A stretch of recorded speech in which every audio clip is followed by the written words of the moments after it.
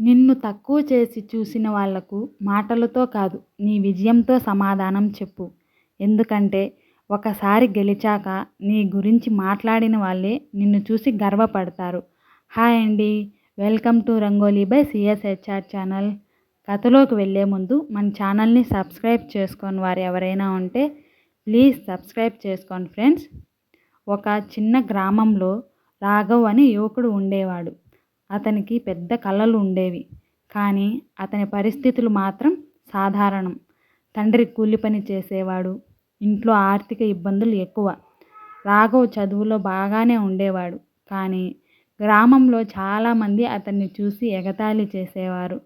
నీలాంటి వాడికి పెద్ద కలలా? ముందు ఇంట్లో పరిస్థితులు మార్చుకో, తర్వాత కలలు కను.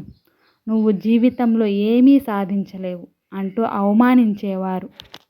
మొదట్లో రాఘవ్ చాలా బాధపడేవాడు. రాత్రిళ్ళు ఒంటరిగా ఏడ్చేవాడు. నేను నిజంగానే పనికిరాని వాడినా అని తనని తాను ప్రశ్నించుకునేవాడు. ఒకరోజు అతని అమ్మ ఒక మాట చెప్పింది.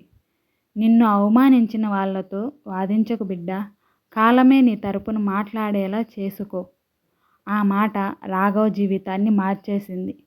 ఆ రోజు నుంచి ఎవరు ఏమన్నా పట్టించుకోవడం మానేశాడు.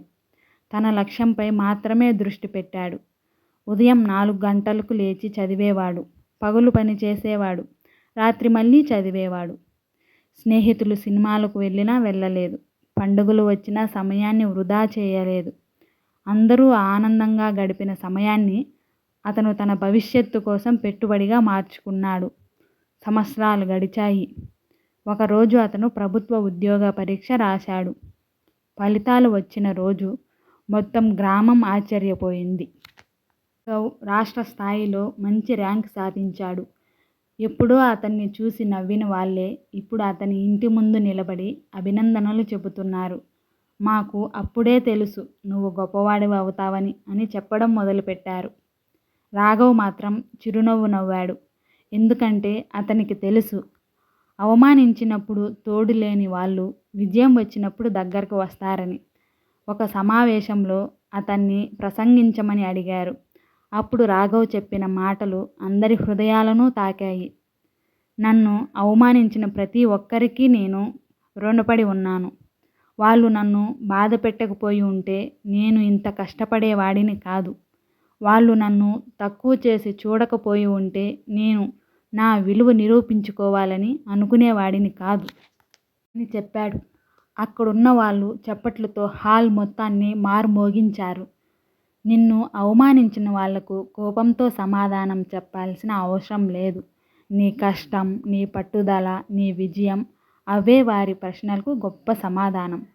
గుర్తుంచుకోండి, అవమానం తాత్కాలికం, విజయం శాశ్వతం. నిన్ను తక్కువ చేసిన చోటే గెలిస్తే ఆ గెలుపు విలువ మరింత గొప్పగా ఉంటుంది.